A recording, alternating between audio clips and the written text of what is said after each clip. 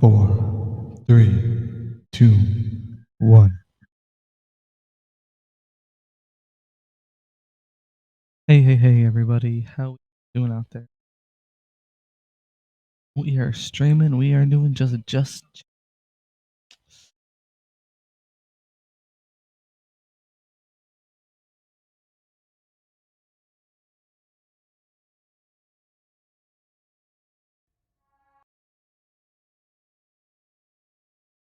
So, videos to watch. Hello once again. These are pretty. Hello once again, Theorists.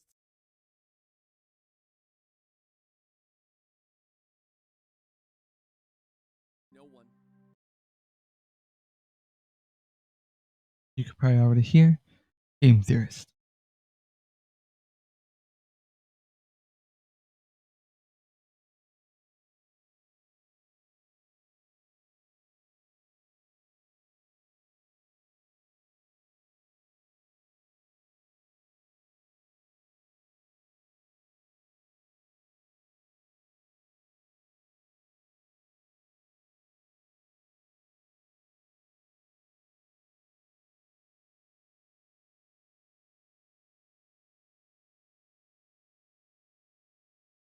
There we go.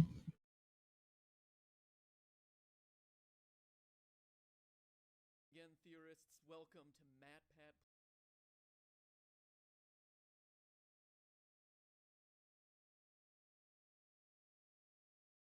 Plays. Today we are playing the scariest game of all creation. Probably never heard of it. It's called Five Nights at Freddy's. Here we go. So welcome today, and we are watching some of the Game Theorist old videos. The Preston's most popular video. And we're starting out with his first Five Nights at Freddy's theory. I don't know if it's the very first one, but it's definitely his most popular Five Nights at Freddy's. And it's just seeing him go just makes me want to go back and watch the old ones because man, he's just put so much work into YouTube and research. Crazy. What's this? It's a camera. The camera came up. Was that a bunny? Was that a bunny? I think it was a bunny. Oh my gosh. I am so scared right now.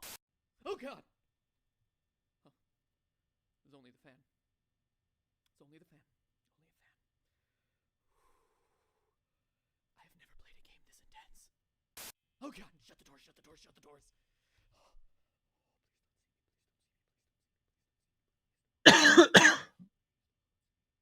Just his reactings. No, he's not actually scared. Funny to see. And you can tell at this time he probably had the most money. Just a fan. Like 9 years ago. I don't know about you, but every time the camera makes the sound to come up, I pee a little bit in my pants. What? That's it? That's it? It's a jump scare? It's a little bunny rabbit jump scare. Really? Really?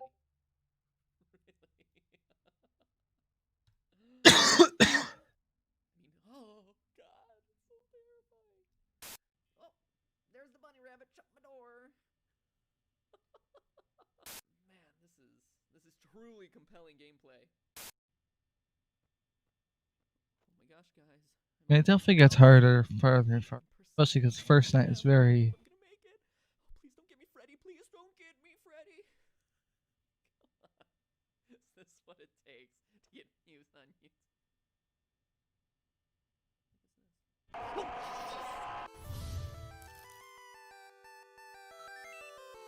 Hey, Golden Freddy. And the original Game Theorist little music, which shows all the beautifulness.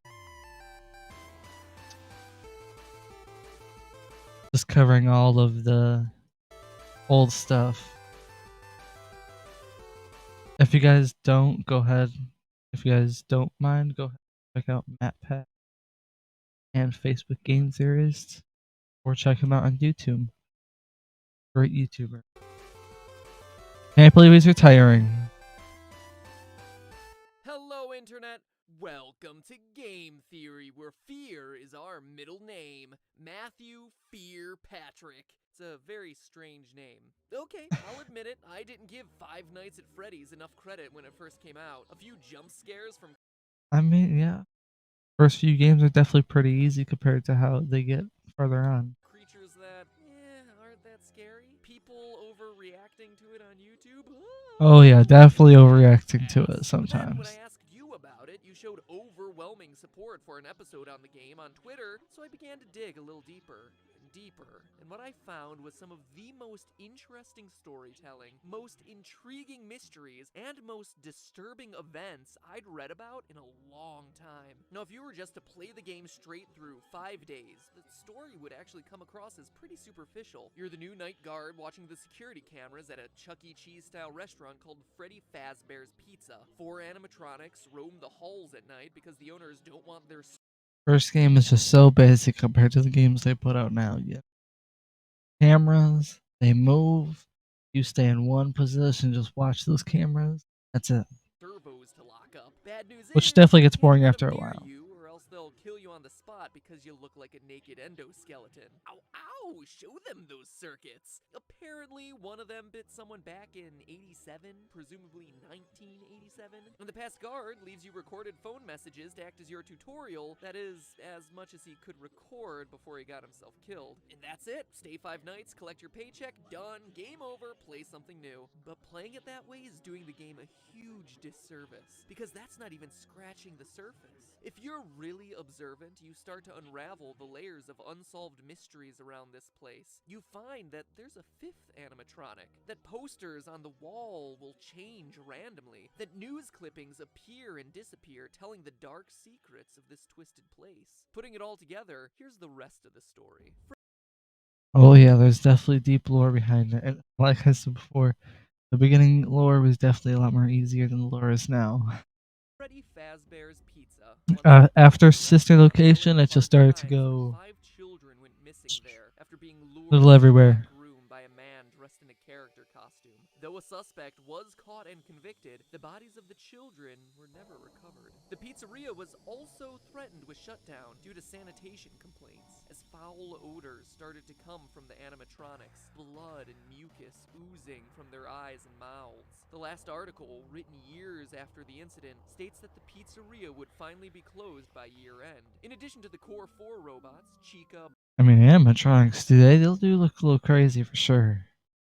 Bonnie, Freddy, and Foxy, there's also a fifth, unofficially referred to as Golden Freddy. Ignoring the rules of physics, Golden Freddy appears and disappears at will, can inexplicably travel through doors, wherever, causing strange hallucinations. And when he attacks you, you're not taken to the typical game over screen, your game crashes. So that's unsettling. And there's also strange messages appearing on the walls, repeating the words, It's me. "It's me." According to the game's creator, the place is indeed haunted by what we can only assume to be the spirits of the 5 lost children.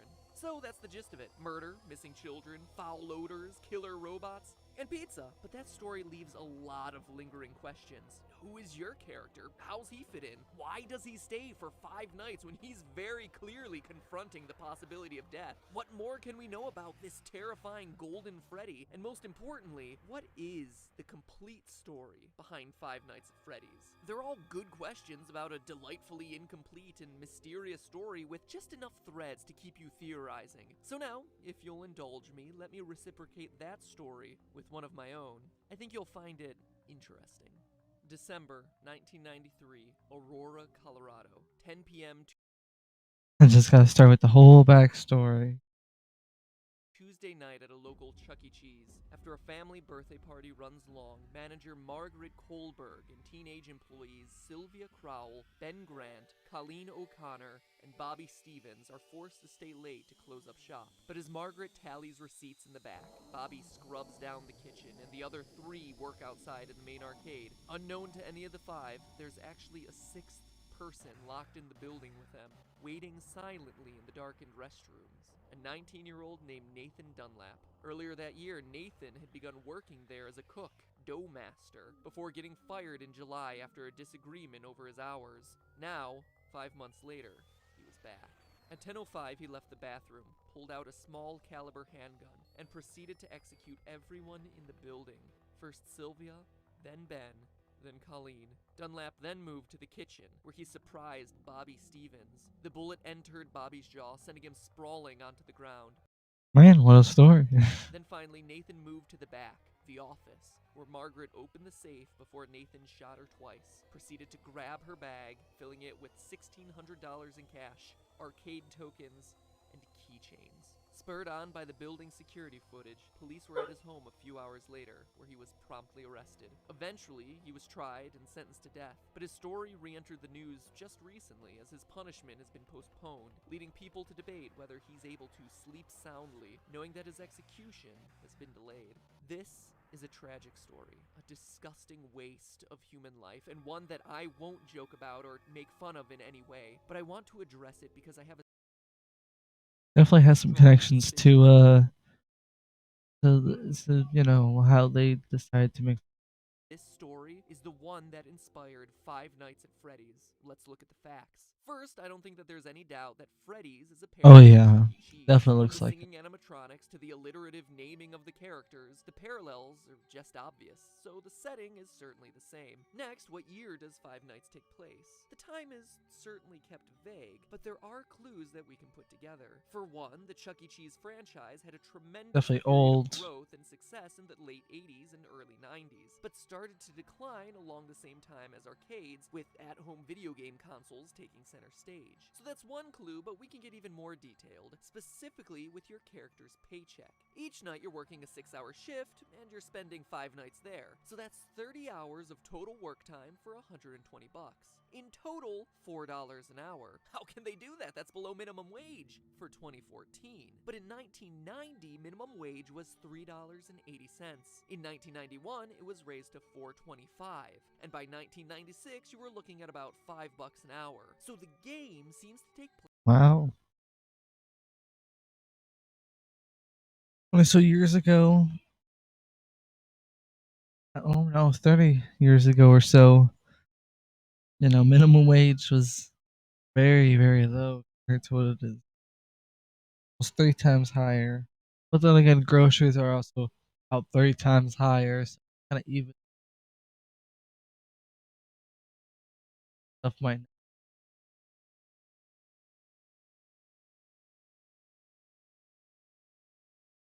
Place between 1991 and 1996. The Nathan Dunlap story took place in 1993.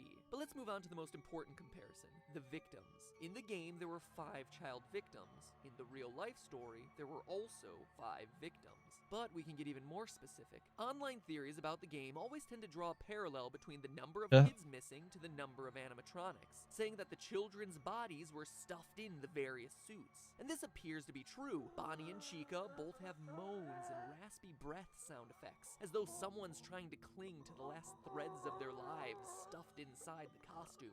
And other sounds made by the animatronics are just slowed down versions of children's laughs and screams. Additionally, as the news clipping mentions, the suits ooze blood and mucus and begin to stink like decaying bodies or reanimated corpses. So 5 victims, 5 suits, seems like a slam dunk, but nowhere does it say that all 5 were murdered, only that they went missing and couldn't be found. Also, I the trouble a mean, lot of people have with you can say missing, but usually when you say missing, you mean murdered.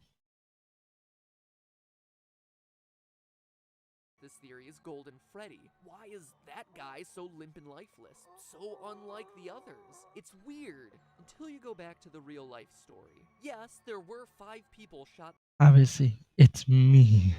that night in Chuck E. Cheese, which matches the 5 victims in Freddy's story. But of those, one survived.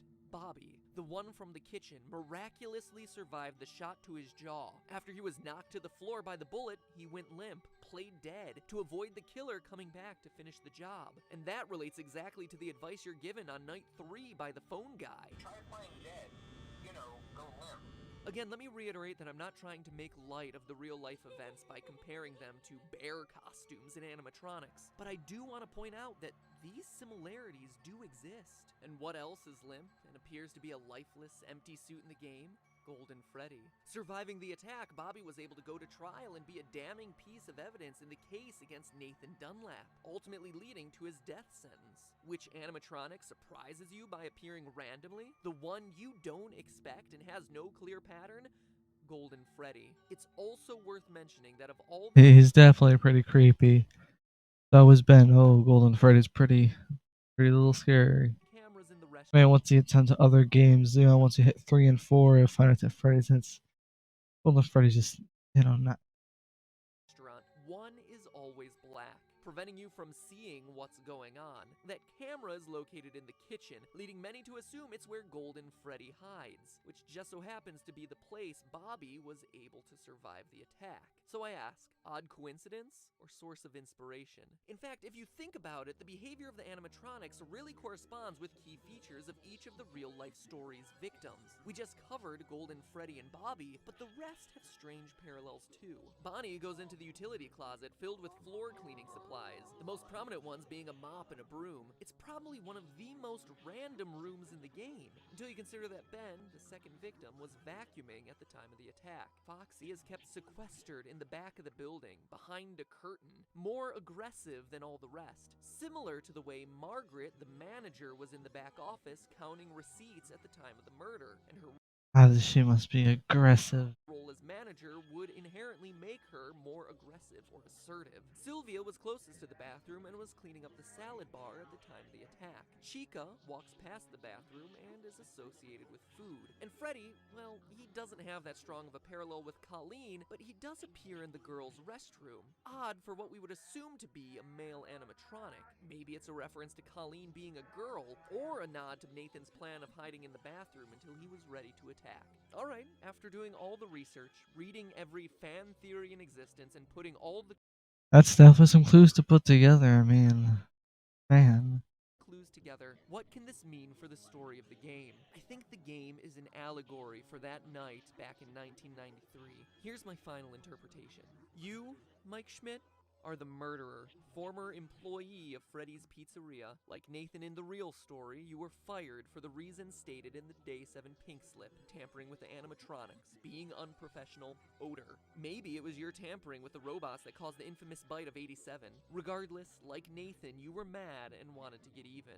So you lured children to the back using a costume, killed them, stuffed their bodies into the animatronic suits, hoping to get the place shut Also down. known as Then Afton. notice that the newspaper clippings never say it's an employee of the company luring the children away, but we know it must have been someone with access and knowledge of the employees only section of the building. And as the newspaper clippings clearly show, just like Nathan, you were caught almost immediately, captured on the security footage. You were arrested, tried, and convicted, forced now to live on death row. The Freddy's Pizzeria you work in now are just the nightmares that haunt you, taunting you every night with the phrase, "It's me, it's me." It is you. You are the killer. The nightmare is also why everything is so surreal. Posters switching at random, heads on the animatronics glitching, Golden Freddy appearing and disappearing at will, taunting you as the one that got away. It's also why you're only at the pizzeria from midnight to 6 a.m. every night. It's a nightmare. It's in your sleep. It's a place you created, a restaurant long closed as evidenced by the spider webs, and overrun with angry spirits out for revenge on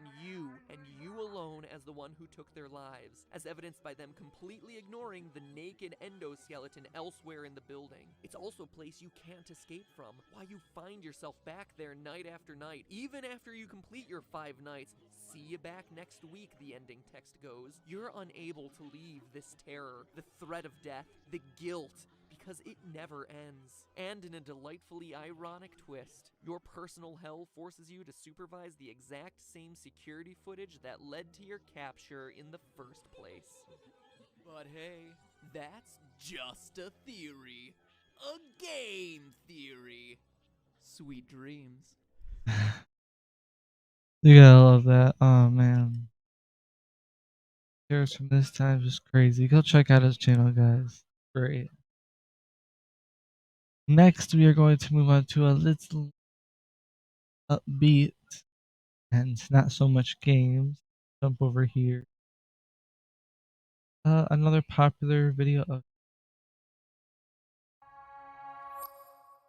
this is where he did a original series, Game Labs, and I did like a little parkour thing in here, and it was definitely dope.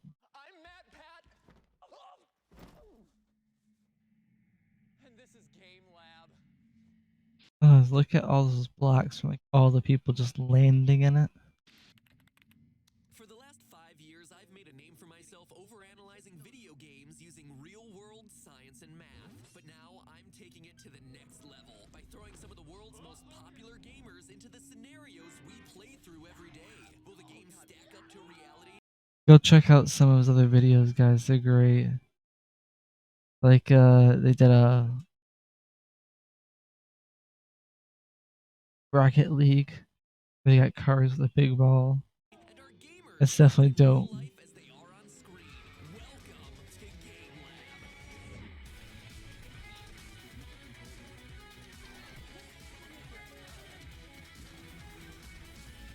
Yep, there that is. A whole bunch of other games. A whole bunch of other games too.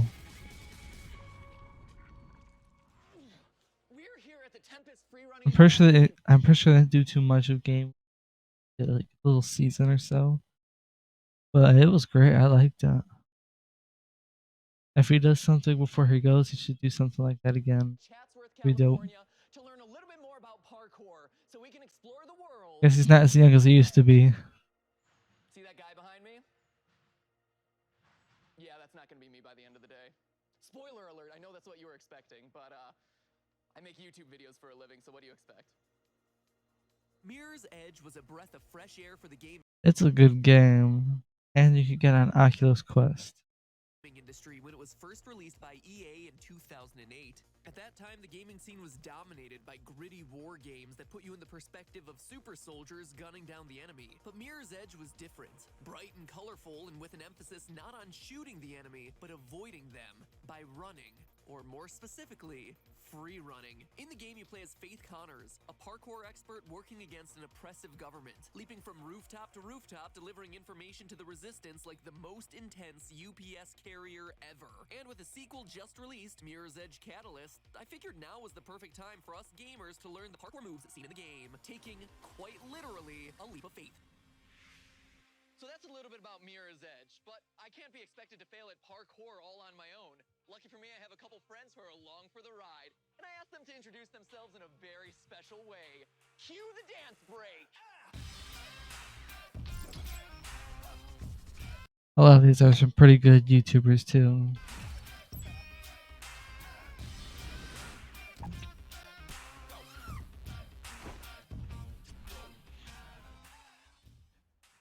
Hey guys, getting all limbered up? Getting there, getting all warmed up. You feeling good, bro? I gotta get real limber for this.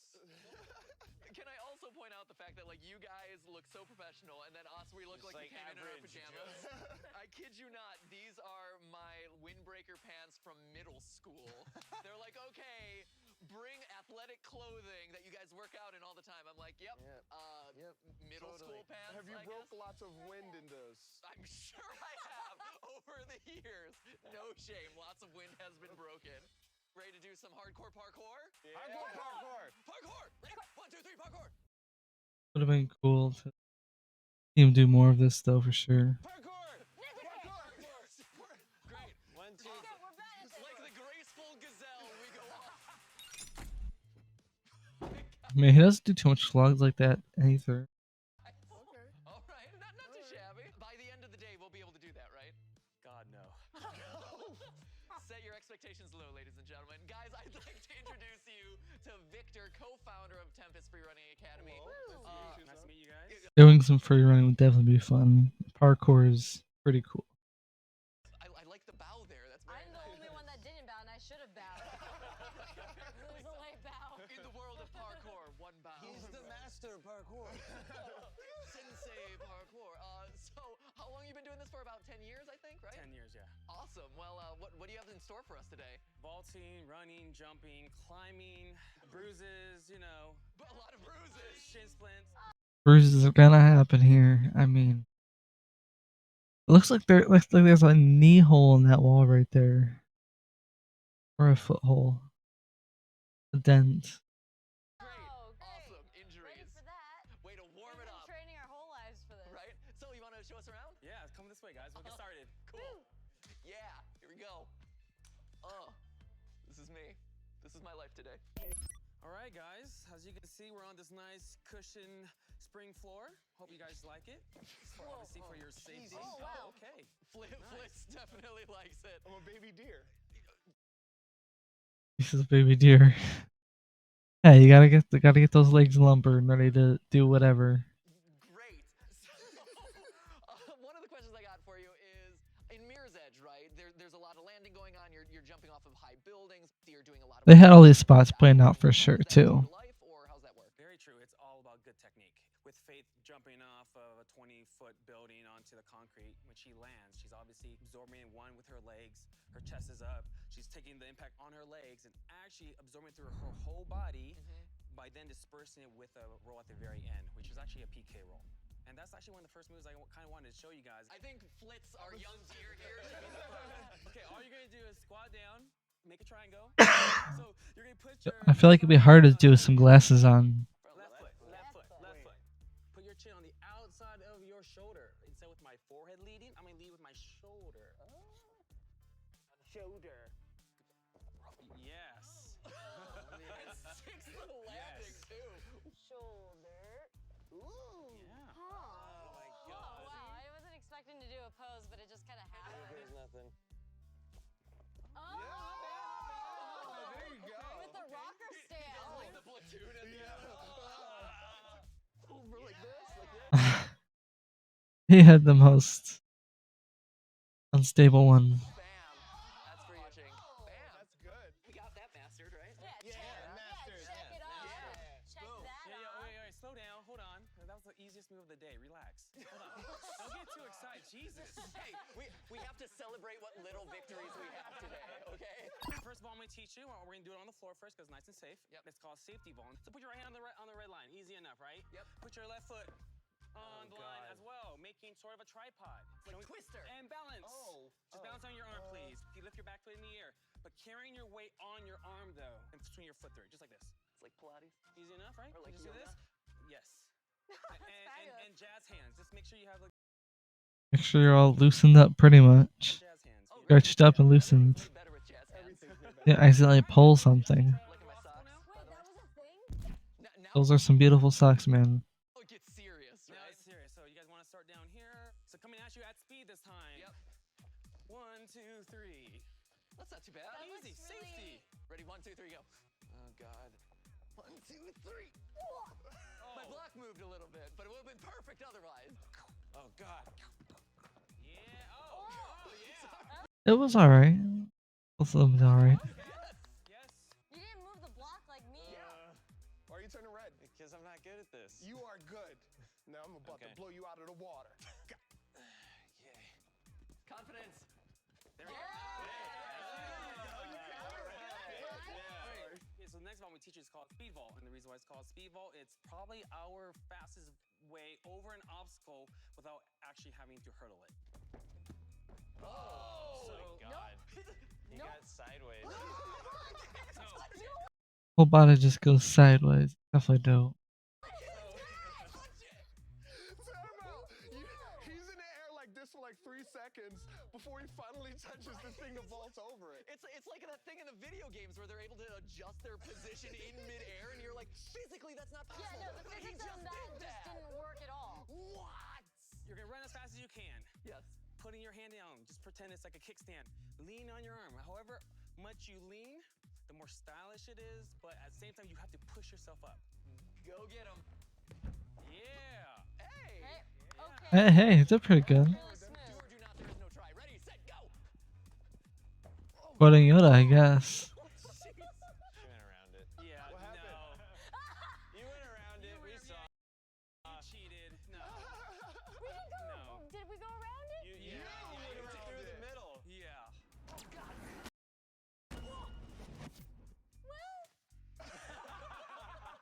that seemed like the quickest route for me. That's all. No, but I'm Wow, just saying. touche. Kind of cheating right now because I'm trying to teach you.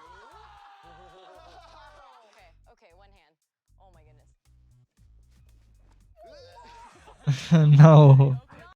Yeah, no. The thing I was was going adorable. for. No, that sucked. Yeah. Oh, with the double leg. That was cool. That was a double leg boy. That was pretty sideways, but that was good, right? I gotta show off periodically. I think you got some style I just ruined points. all the cool points that I just earned. So the next one we're going to do is called dash fall. Jumping on one leg and putting your hands down and popping off. Oh, okay. It's like a hurdle. Yeah, Hey, nice. that's pretty good. I guess if you have a long reach, it's pretty good. That wasn't the worst.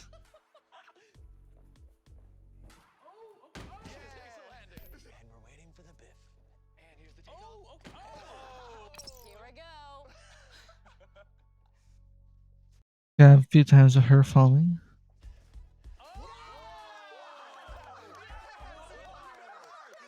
First move, she did pretty good. That was the best one. All right, you guys. Having mastered the vault, That happened. time to defy gravity and walk on walls. So how do you know what moves to use when? One of the most awesome things about parkour, it's all about your environment. That is what dictates what I actually do. In the game, Faith does a lot of like lateral wall walks, and it's like 3 or 4 steps at a time. Like, is that possible? Are you defying gravity? Or is it like all in the grip of your shoes? This wall, Yes. this is actually kind of slanted, like a wedge. If you Right. kind of look at it, so it makes it a little bit easier for, especially for new students learning how to do parkour. What? What? My What? gosh. No. Sorry, what? All right, go ahead, Brian. I tried to do some wall running before. That's what it looked like. I need stick 'em. Let's go for it, buddy. Guess if you have some tall legs, that helps. Here we go. Nope. And she's out. Here we go. You got this. You got this. Let's see my Pat. In his prime, right here.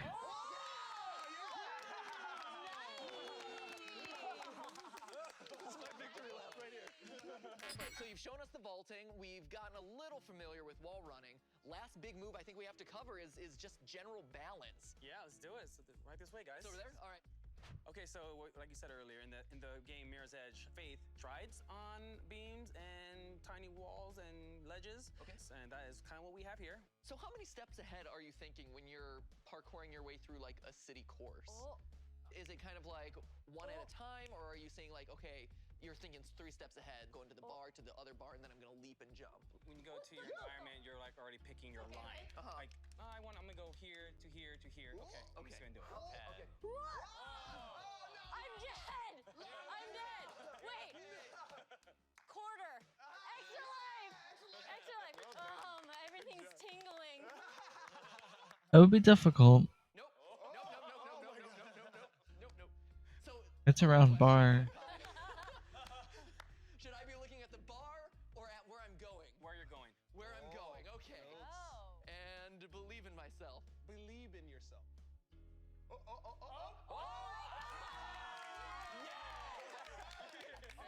I mean, yeah, as long as you just you keep doing that like all day, and after a while you'd be pretty good at it. And now, no. So how you feel? Good? Yeah. He never showed how he could walk on it, or I want to see how well he could walk on it. The actual pro. Yeah. Senpai here has designed a little challenge for us. What? That's gonna put to the test literally every single skill that we've learned today. You're trying to kill That's us! like extreme hardcore parkour. Well, welcome to the show.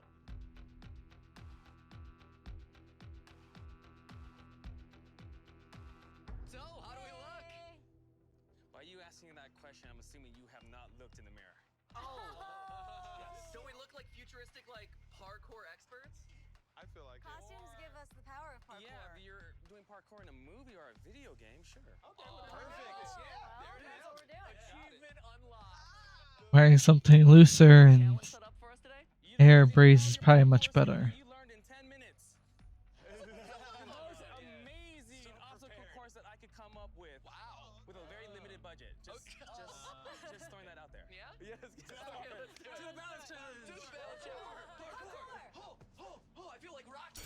All right, guys, for the first balance challenge. So you're gonna be starting at the starting mark. When you are ready, when you minute, you progress forward onto the rail. Time will start. You will make your way as fast as you can, all the way to the end mark, which is this blue buzzard. You guys ready for this? Yeah. Yeah, let's do it. You can do it. Be the lead. It's only your legs. You don't need them. The first step's the worst, right? It's like jumping double dutch. Oh, nice. Oh, he's up. Time started. Your time started. Oh, look at him. Oh my gosh, he's going no problem. Yeah, and his kicks are so fresh while Yeah, doing it. parkour. Yeah. Oh, Oh, nice, Brian. With the flow, bro. Get it. Yeah. Oh, well done. Nice. There we go. Oh, he's up. Done.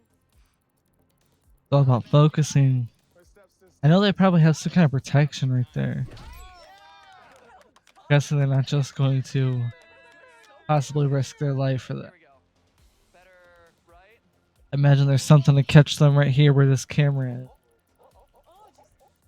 Oh, if I fall this way, they kind of have to rely on the guy to catch them. Yep, yeah, you could see. Yeah, you could see some pads down there. But it's still high up. It would hurt to fall. Slippy toad. Just breathe. Use that ballet training. World champion ballet technique. Oh yeah, you got it. Oh, that ninja cross Look at step it. is She doing it. solid as a rock. Oh, she has way too much faith. I mean, it's definitely easier on that big bar compared to that little skinny bar they were doing on before. Man, that is so scary. All right, you guys ready for the next challenge? Yeah. Challenge number 2, the Great Wall of China. It's okay. That's why you flow. Oh, there he goes. Oh, here He's he got comes. it. Watch out for the pigeon. Oh. Jesus. There's a pigeon. Whoa. Piece of cake. That right there is challenge number 2. I don't know how this is all gonna turn out on camera, but my heart is racing. This is so much more intimidating and harder than you expect it to be. It looks like all fun and games, but when you're like promising to land on concrete and running head first into brick walls, it's scary. So I don't know if it's translating to the camera, but just so you know, like, look, my hand is like shaking. Stop. I mean, you gotta do that roll and, you know, you only practiced it once on the ground. I don't know if they practice it like higher in the air. Really? Just jump off, roll, then run, then jump. And instead of being in like a room where you can see all the walls and there's padding and there's safety, this is out on the streets in the hood. Go. Be quiet, Brian. It's not in the hood. All right, here we go. Woo! Yeah! Yeah.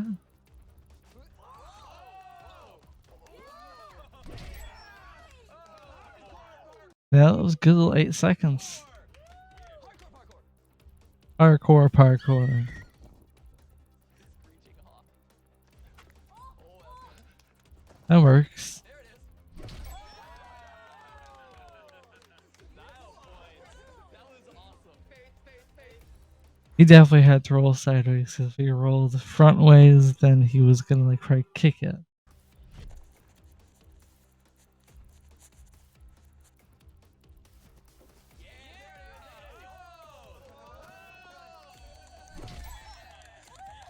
That was some improv right there. Blackfish. Last one. Ooh, that's probably the worst roll out of all of them, actually. That was awesome. Oh my god. He was supposed to roll under it, but I mean, I guess that works. That's 2 challenges down, but there's one left. One left. You guys ready for the third one? Yeah, because that one Get was excited. Let's stressful. go. Adrenaline. This way. Oh my god.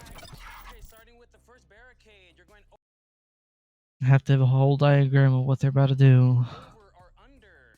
Then you're gonna approach some blue barrels. You have to vault over the blue barrels. Then you're gonna come up to the caution tape. Caution tape. You have to do a dive roll over the blue barrels over here. It's also worth mentioning you haven't taught us a dive roll yet. Like this, you're just kind of throwing in stuff. At Hey, this point. that's the way it goes. That's how much faith he has in us. How much faith. Because I'm faith. Last but not least, you hit the last barricade over or under, running up the steps. And then there is a table with a buzzer on top. Hit the buzzer. Fastest one obviously wins. And by the way, the kicker. Yeah. You're gonna have 2 guards chasing you. Oh, no. Wait, those guys? No. Oh my gosh. Yes, those guys. Hardcore guy. Got this. Here you go. You got it. You got it. Go. You got it. You got it. You got it. You got it. You got it. You got it. Yeah, go, go, go, go, go. Go. Oh, no. Oh, man, that was close. Things are dangerous. Oh my gosh. All right, bro. Let's go. Let's go. Let's go. Let's go. Oh, nice turtle. Let's go. Go, go, go, go. Oh, piece of cake. Okay. It fixed the tape in between. Let's go, baby. Yeah, he went for the big steps instead of the small ones.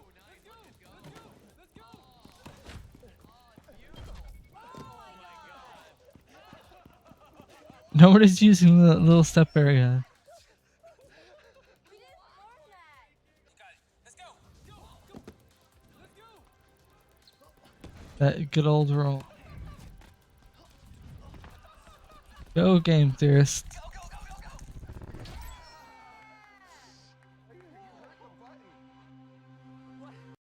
Most teams probably the stairs. I mean, one trip. All right, Senpai, tell us how we did. Okay, so the good news, Uh-huh. in terms of technique-wise, you guys did fairly well. Fairly well. All right, the results. In last place, you got 38 seconds. All right. In third place, with 32 seconds, Brian. Wow. Oh, flying fish. Wow. Flying fish. Flying fish. Second place, Flitz. 30 seconds.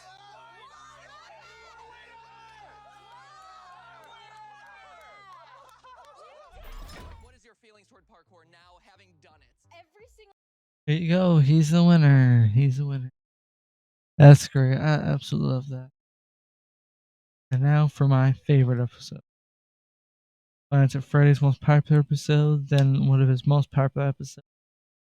My favorite episodes did a while back.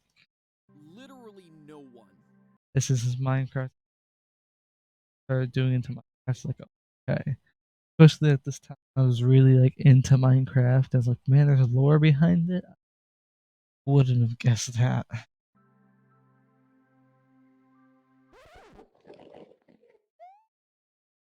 Oh, come on. You gotta be kidding me. Hello, Internet. Welcome to Game Theory. Call it nostalgia, call it a return to a more innocent time, call it a desire to trend right off of PewDiePie's success playing the game that just overthrew Fortnite. Rest in peace, Jurgen. But I have been digging through Don't worry, Fortnite will be back. a lot of Minecraft lore lately. Well, Minecraft is still pretty And you popular. absolutely heard that right. According to Google Trends, Minecraft is now on top of Fortnite, both in terms of web search and here on YouTube. It's like the Grover Cleveland of video 2019. games. And by that I mean a game that was king, gave up its crown to someone else, but then snatched it back, just like old Grover C. did when he was elected president. History's only double president, for that matter. Honestly, it's like the only thing Grover Cleveland's known for. Heck, this 10 fascinating facts article on him couldn't even come up with anything remotely interesting, let alone fascinating. What was I talking about again? Wow. Oh yeah, Minecraft on the other hand is endlessly fascinating because for a game that's now 10 years old, happy anniversary by the way.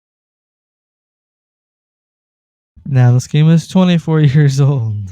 Its lore still hasn't been cracked. Oh sure, there's plenty of speculation. Although where it came from, so many years ago, it's definitely upgraded past 14 years. Of really good ideas, but to my knowledge, no one has truly been able to piece together a final, all-encompassing, all mysteries of this world tied together lore solve. And so today, I don't really plan on doing that. I'm not even gonna Top of that, they added more lore into it also. pretend. I'm Knowing still that he was picking it apart and other people were seriously picking wanna apart say and liking that. we're solving this. So let me instead say this, quite honestly to you. I'm gonna do my best to start us on a journey to solve this thing. I want to start a conversation with all of you where we can pool our knowledge and figure this out together. I want to put together my thoughts on pieces of evidence that stood out as particularly interesting to me, propose to you what I I love his understand, argument maybe theory. then leave further discussion in our collective communal hands. It's a theory. It's always a theory. And like any theory, it's meant to be discussed, analyzed, criticized, added to, tested. Man, am I gonna miss him. I mean, don't get me wrong, the videos are gonna be still awesome and full of knowledge. With that voice.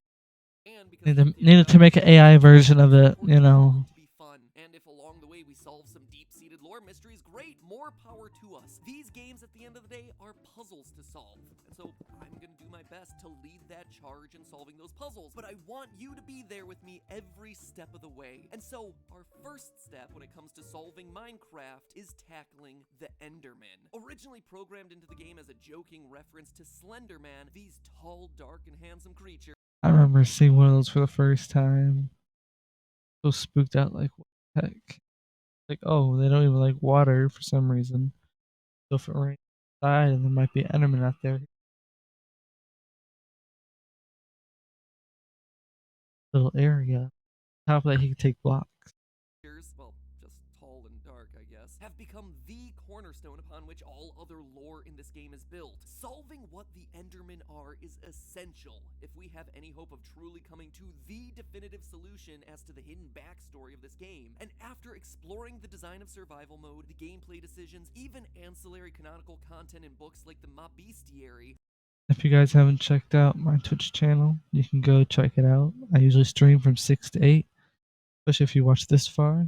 You obviously care, so go check that out. I do play some Minecraft, and that will be posted here on my YouTube channel as well.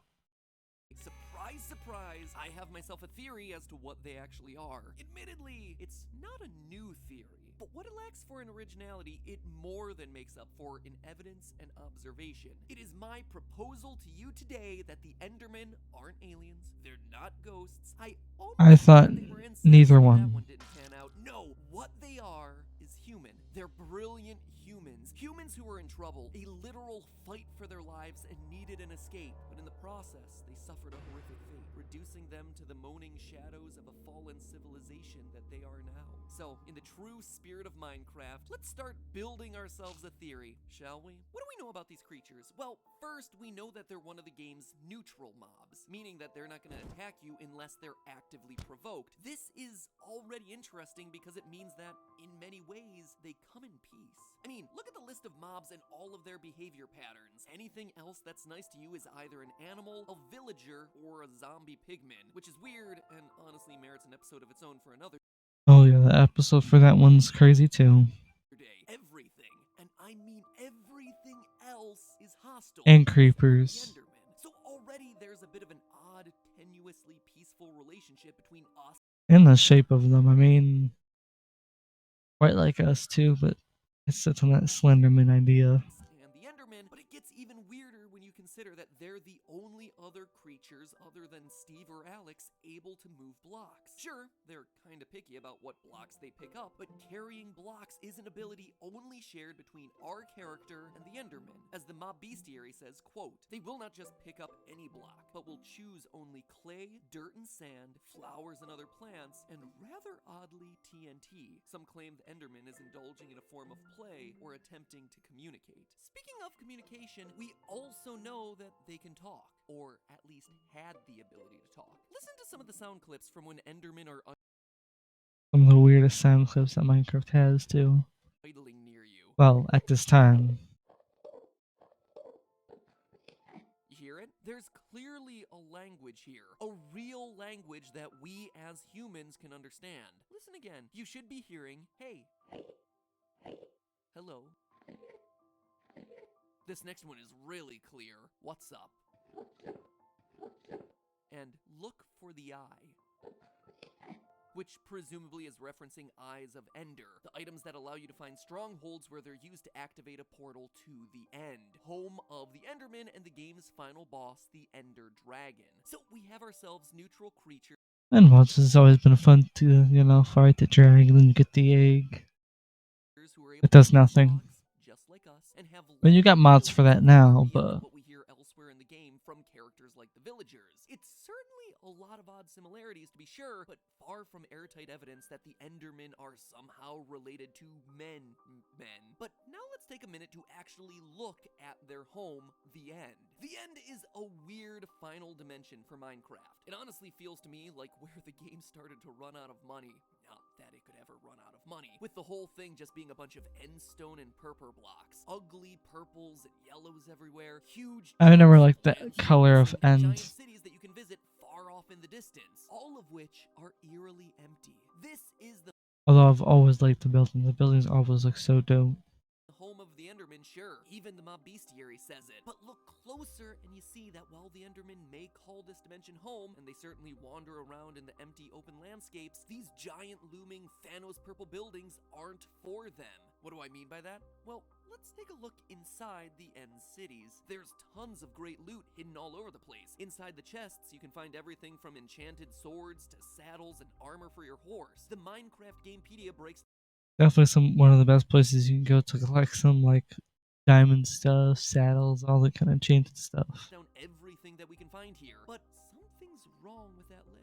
None of these items are actually useful to the Endermen. They don't wear armor, they don't attack with swords, and they certainly don't ride animals. Heck, there are no animals in the End to ride. Even the fact that the items are kept in chests should be a huge red flag here. Remember, Endermen are only picking up certain blocks, and none of those blocks entail chests. They can't use these things or the thing that stores those things. All of this points to the idea that the End's cities weren't built by the Endermen. They were built by and for someone else. Some other ancient people who managed to get to the End. But who? When you start up a new survival mode game, you enter a blank world. Immediately you notice that you're the only one of your kind. Oh, sure, as you adventure, you'll come across NPCs like the villagers, but they're not like you. They don't look like you. They can't build like you. You and the They're just there living.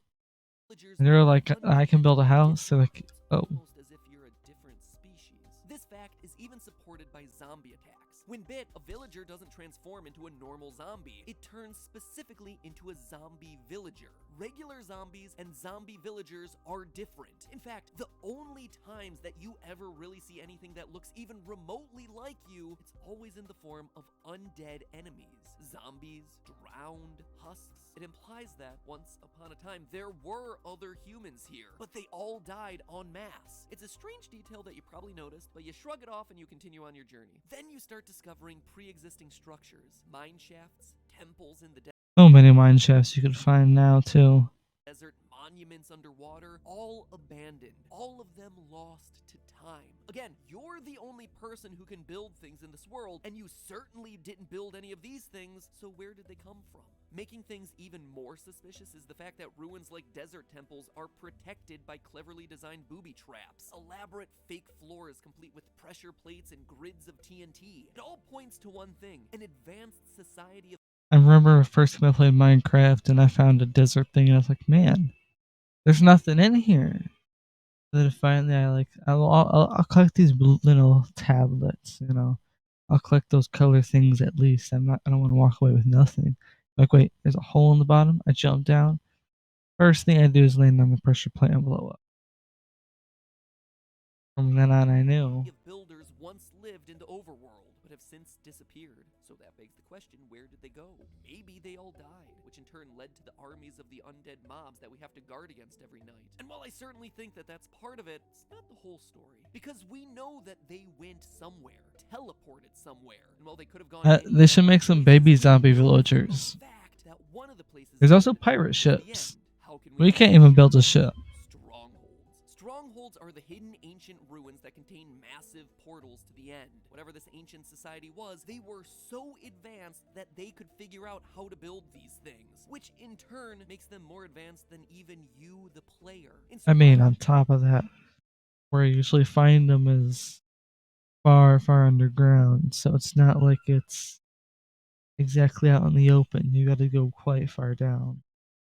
Mode, you can't craft the end frames necessary to construct this thing. In order to travel to the end, you must find these portals hidden within the stronghold. And let's stop there for a minute. I mean, have you ever thought to question that name? Stronghold? It's a pretty odd choice. Personally, I would think it to be like the portal room, or the gateway room, or the altar, or something, anything like that. But instead, the designers of Minecraft named it Stronghold, a term that refers to a highly secure structure built for defending against attacks. And there's that idea again, an ancient civilization of advanced builders that was quickly dying. A group of builders, just like our player, who were being threatened in the overworld and needed an escape. And what they created was a portal to another dimension, the end, where, wouldn't you know it, they built cities to store the items and armor from their previous world. But there was one thing that they didn't expect, that this would be a one-way trip, that the portal would close up behind them, leaving them stranded in a strange and barren wasteland.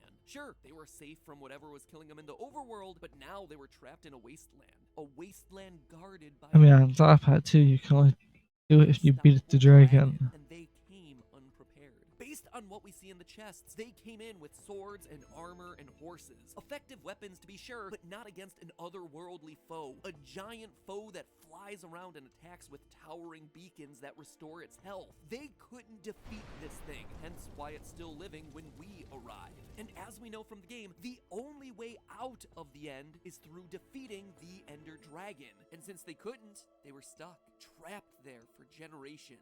They learn to live in harmony with the dragon. They make a new life with whatever limited resources they have there, building homes using the strange end stones and purple blocks. They run out of food and They never show where they get the purple blocks though. soon have nothing to eat, so they turn to the strange chorus fruits found there. Chorus fruits, which, funny enough, have teleportation properties. And over time, they begin to change. They adapt to their new surroundings. Oh sure, they retain some Especially with no sunlight. human features. According to the diagrams in the mob bestiary, their brains are very human-like, and they have the flat faces and wide eyes indicative of humans. They still do vaguely look like our player character, but they evolve to grow taller, which makes picking the tall stalks of chorus fruit easier. Similar to how giraffes' necks got longer to more easily reach higher up leaves. The fruit's teleportation abilities starts to rub off on them. So instead of having to rely on ender pearls to teleport around, they instead naturally gain the ability from their diet. Over time, they slowly forget their ability to build.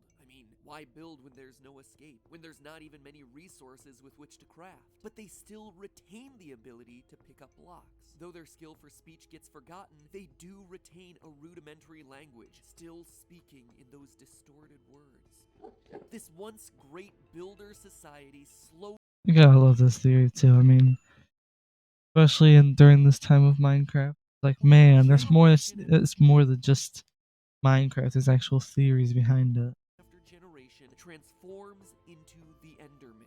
Even some of their memories may still remain. One odd detail of the Enderman is that wearing a pumpkin on your head prevents them from becoming aggressive. Maybe it reminds them, somewhere deep down, of a simpler time, or of the friendly golems that they would construct back on the overworld. Regardless, the civilization is stuck there. Oh sure, some are able to teleport out into the overworld or into the nether, but most are forced to live there, under the rule of the dragon. And we know this isn't by choice, because when you finally arrive in the end, when you finally defeat their oppressor, the achievement we receive is Free the End. The Endermen at this point are so far gone from the people they once were that they're no longer able to appreciate what's happened, but in defeating the dragon, you as the player have brought closure to this oppressed civilization, one that was forced to flee to a new dimension in order to survive, only to wind up trapped yet again. And that, my friends, is the story of Minecraft. You're a builder, and you follow in the path of the great builders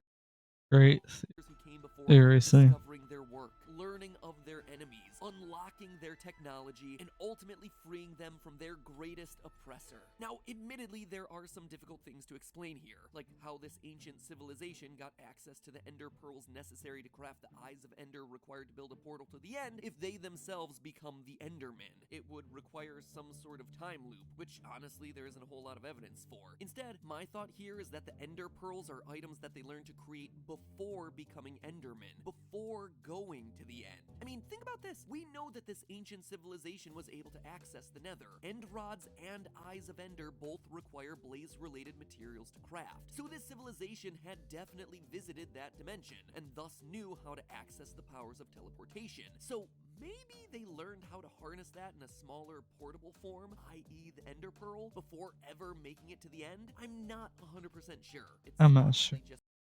speculation to try and solve for this theory's biggest problem. Anyway, I want to know, what do you think? Did you like it? Did you not? Let's build it out from there. Oh yeah, I loved it. Endermites. Where'd the villagers come from? And seriously, what is the deal with the zombie pigman civilization? Like I said, the Endermen are just the start to the puzzle that is Minecraft, but there is still plenty more here for us to discover. So until then, remember, that's just a theory. A game theory.